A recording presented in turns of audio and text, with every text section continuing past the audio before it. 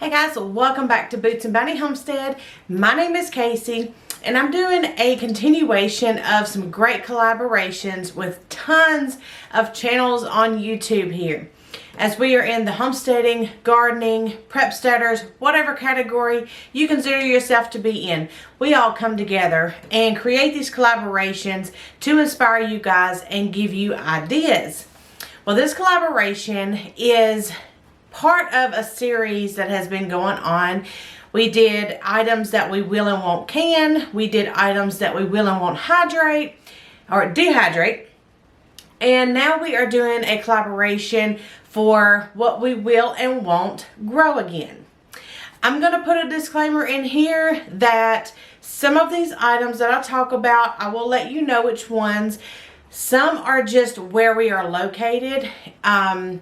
Whereas it could be size, it could be conditions, it could be different things, but I will go into that as soon as I get to that category. Another little insert I'll put in is it's an instead of.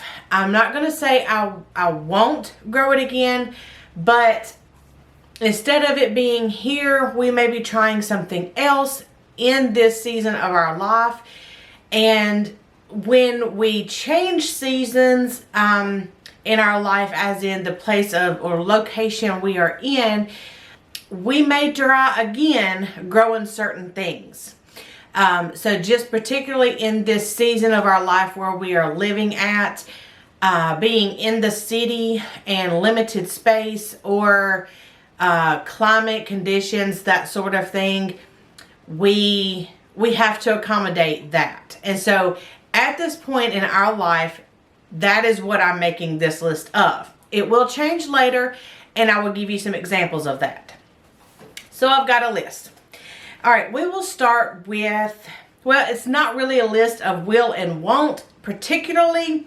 I'm going to do categories, and I will slip in the reasons for doing something and my instead ofs and what we are trying that is new. Okay, so the first one considered under the will category, I will grow again, is going to be tomatoes.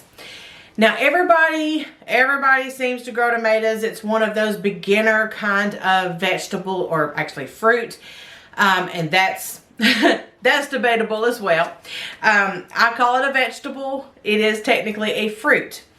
But I want to get into the category of varieties that I will grow again.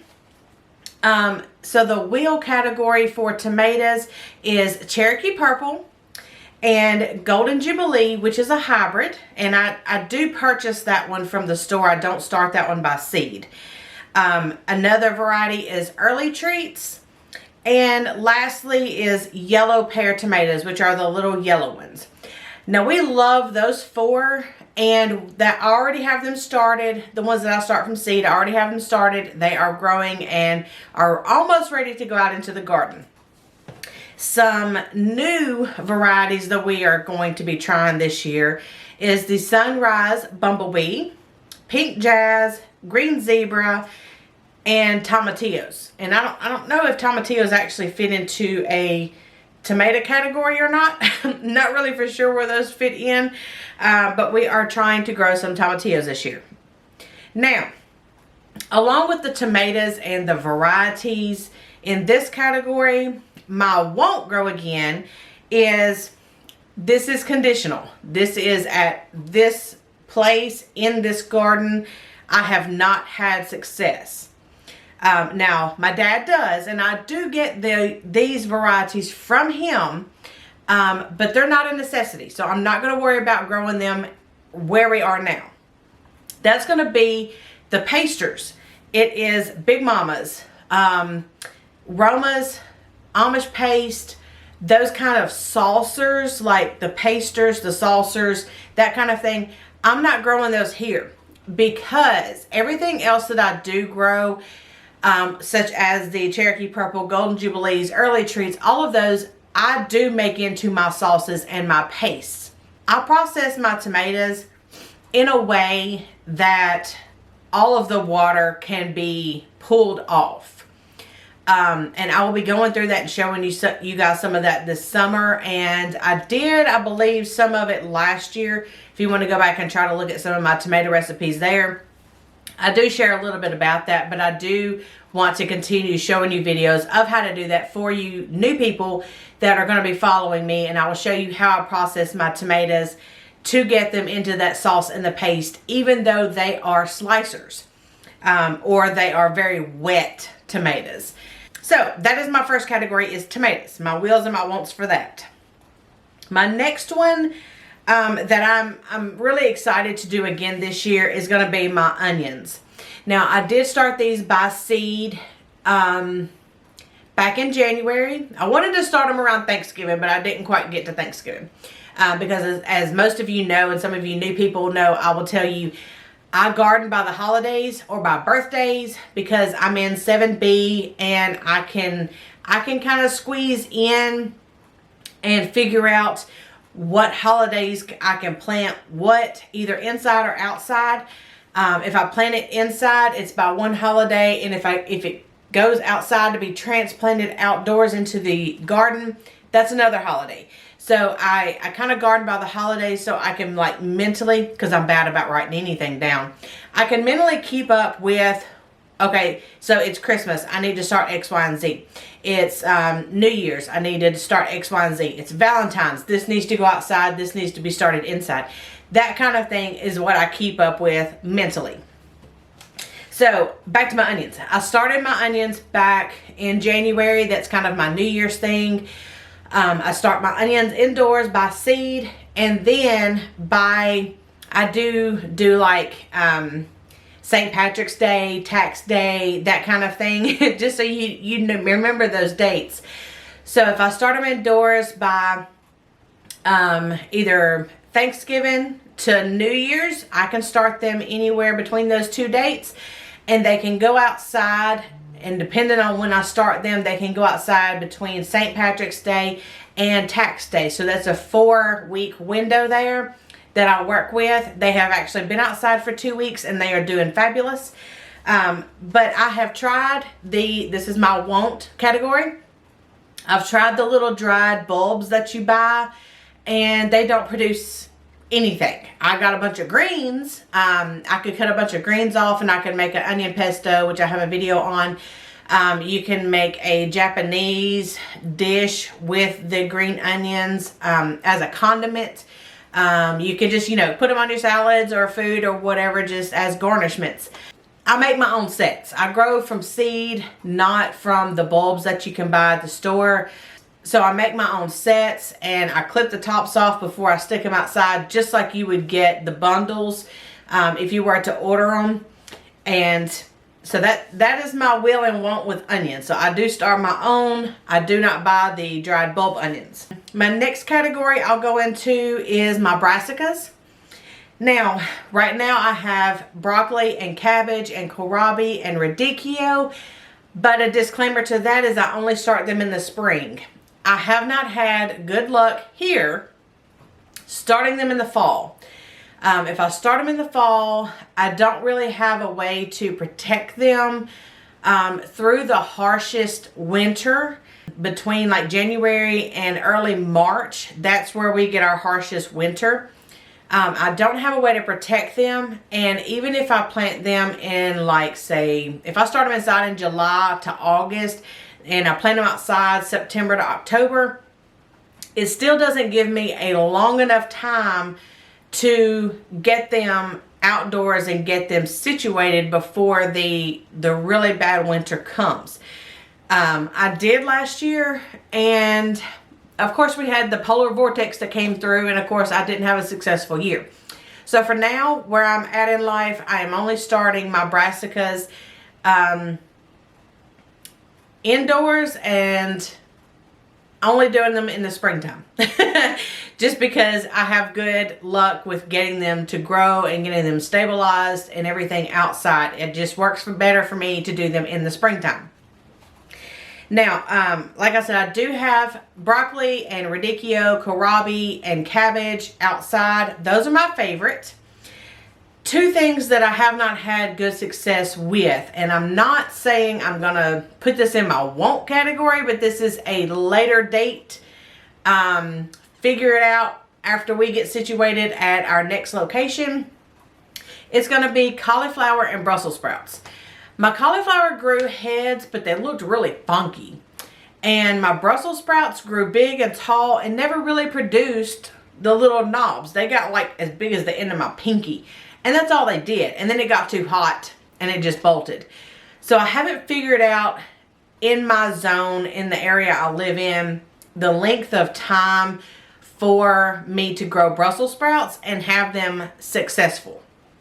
That may be a later thing that comes in our next season of life when I can have a greenhouse and be a little more controlled in the environment that I can grow them in. So we'll see about that later.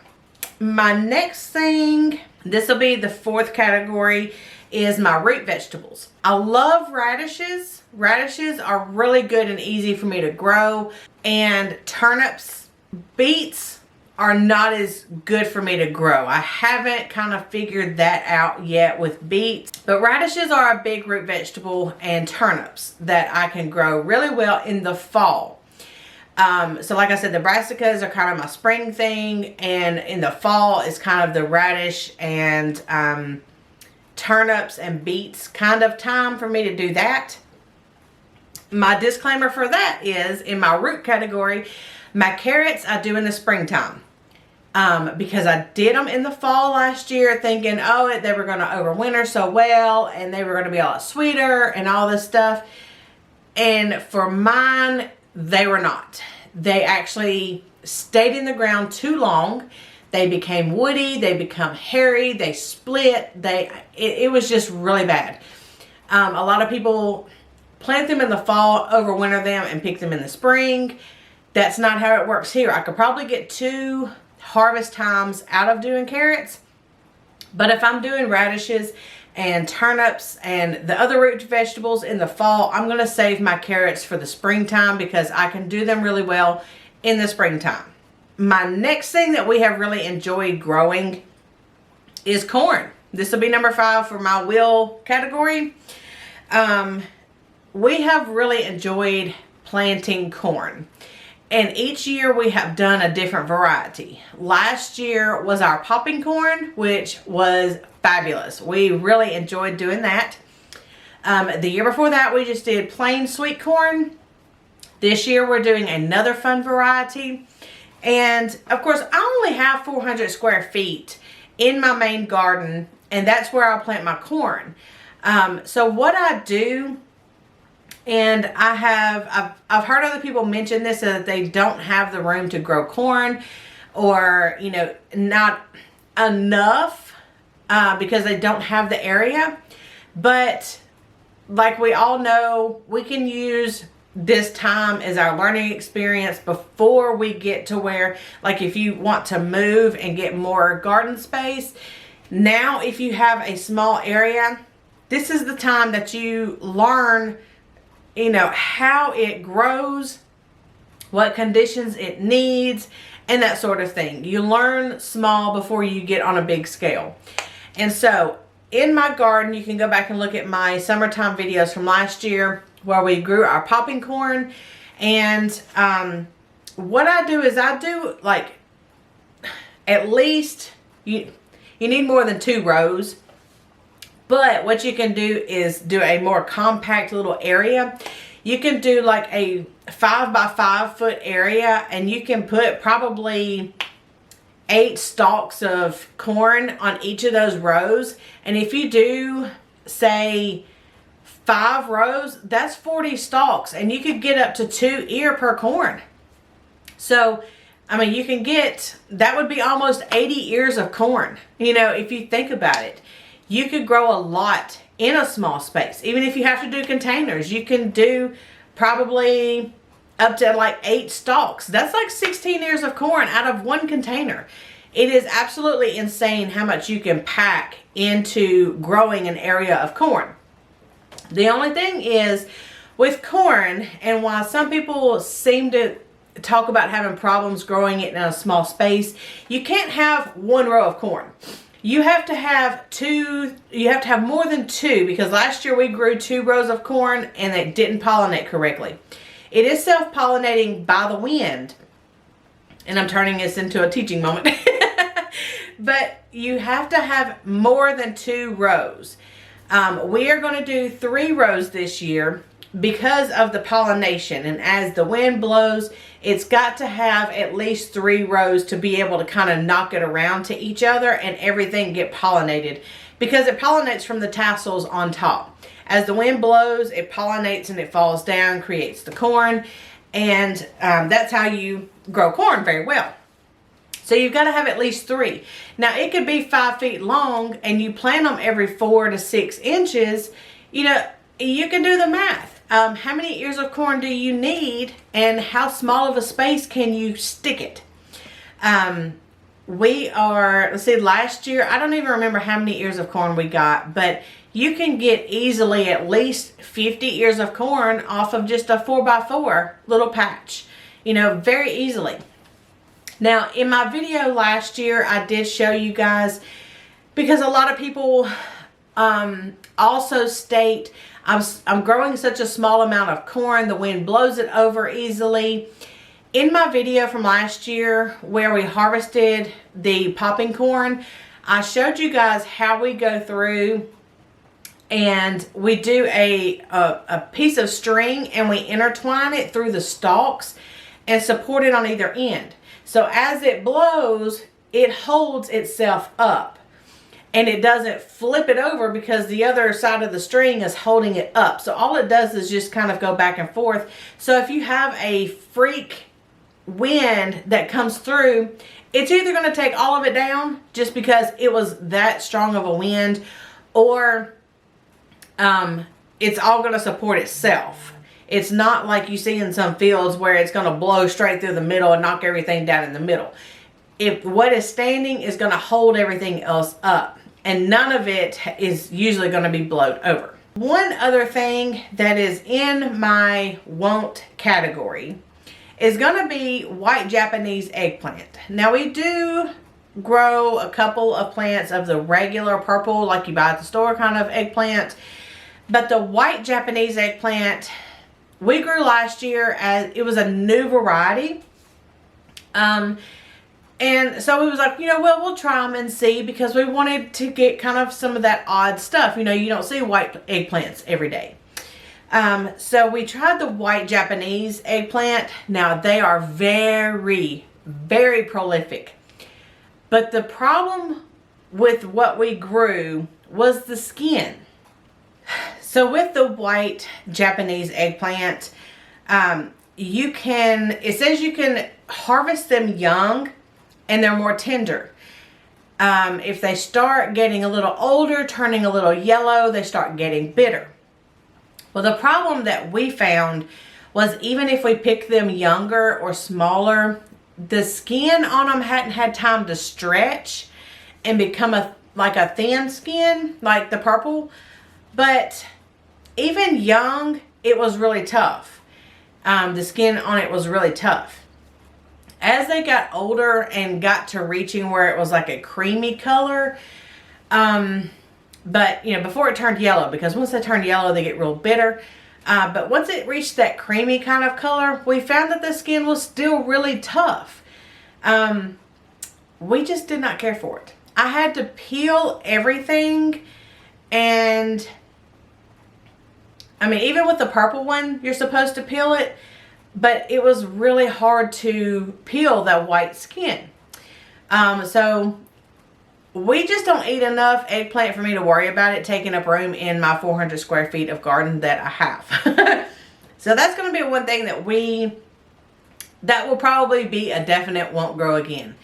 Even if I have bigger space, unless I just sell them, I'm probably not going to grow them, because we're not going to eat that much and they're just not a favorite. So the white Japanese eggplant is a no for now. One other thing, now this is one of the big conditional things, zucchini and yellow squash, we cannot grow at this location. I did very well the very first year that we had our garden established here, because we haven't lived here but just a few years. I grew the squash and zucchini okay. And it was not the most successful. Last year, or the last 2 years, I moved them around to different beds because of the vine borers. Now with vine borers, they get in your soil, they stay there for 3 years. They come out, they eat your plant up, they go back down. They live in that same area for 3 years. We have had a major loss of area being in the garden because of how big and how much space they take up. We've put them in a bed of their own.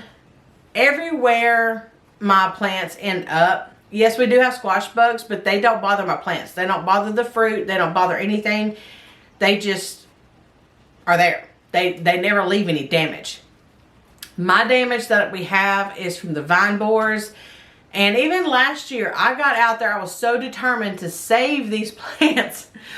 I went out there with tweezers, and I was slicing up the vine and burying it ahead so it would create those extra roots, because I knew they were coming. I tried to jump ahead of them. So I was burying the vine as it grew, and I was coming behind it like within a matter of weeks or even days, and taking tweezers and pulling the vine borers out of the vines themselves and giving them to the chickens. It was just a massive takeover. I was fighting them things more than it was worth, because we literally got one squash off of each plant that was like 3 inches long. That was it. They never even had time to bloom. They never had time to make anything. And I wasted time of my day out there fighting these vine borers. And I mean, I did everything imaginable.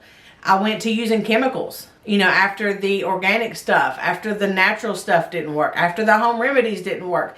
I went to chemicals. Nothing stopped these things. So instead, this year, we are not wasting our time doing zucchini and yellow squash. We are planting tromboncinos. So that is going in our problem bed, one of the worst beds we have for slugs, vine borers, all of that. We are giving the tromboncino a run for its money. It's supposed to be pest resistant. We shall see this summer. So we are growing tromboncinos. They do have to be on a trellis, so they're going to be planted in one of our center blocks on the side of the house. They have to be trellised, and we're going to see if these vine borers are going to bother these things. But like I said, conditionally, we're not going to be growing the squashes here right now until we get moved to a new location. Once we get in that new location, then we can experiment and see if that is going to be something that will be successful for us later. If not, we'll also see if we have the tromboncinos as a backup. But we may love them enough to where it is something that we are going to be regularly doing. So that's part of my not growing this, but instead we're doing this. Just situationally in our season of life. Okay, so that's covered everything. I will grow again, that we are definitely having every year. Some stuff that I will not plant again, and some of those categories where it's not right now, but maybe later, and not here, but instead we're doing this. So I've covered a couple of categories there to give you some ideas of if you can't grow this, you might want to think about that. Or if you have thought you didn't have room for it, maybe that give you some kind of little inspiration to just try it and see. I mean, you're not going to lose anything but a little bit of garden space and maybe some time, but you may also learn something that you can use later. Anyway, so I hope you have enjoyed this. I'm sorry if I got to rambling on. But I wanted to give you the whys as well as the wills and the won'ts. I wanted to do some categories and the instead ofs and the not right nows. It's not a definite will, not a definite won't, but it's the not right nows that is some of my want categories. So I hope you guys enjoyed this. I hope you stick around. Go ahead and like and subscribe if you haven't already, because I'm going to be bringing you a ton of information, a ton of content. My brain is just exploding with information that it takes time to share. I can't give it to you all in one video. I can't give it to you in a month's time. I have been on YouTube for almost a year and a half now. Well, it has been a year and a half. In June will be 2 years. I have over 400 videos, so please go back and find whatever you need. If it's something that you want to learn about, if it's something you want to be more invested in, please let me know, and if I can, I will provide those videos for you or direct you to someone that is a trusted source that I personally trust myself. If there's extra information or extra videos that I can provide, I will definitely put that on my list to be able to incorporate into this channel and provide all of my viewers and all of my friends information that they are asking about. This is not an entertaining channel. This is an informational channel. I do not entertain. As most of you know, I can't entertain. I don't know how to entertain on video. That is my husband's department. When we get together, that's when we entertain better to you guys. But me by myself, as most of this channel is, I'm not an entertainer, I'm a teacher. I provide information to you guys, and that's what I know how to do. So if there's anything that you want me to cover, or I may even be in the middle of learning about it myself and I want to provide that information to you later, please let me know in the comments below what you guys want to see. If there's anything I can provide to you, let me know, and we will grow this channel together. So until next time, guys, we will see you then. Bye.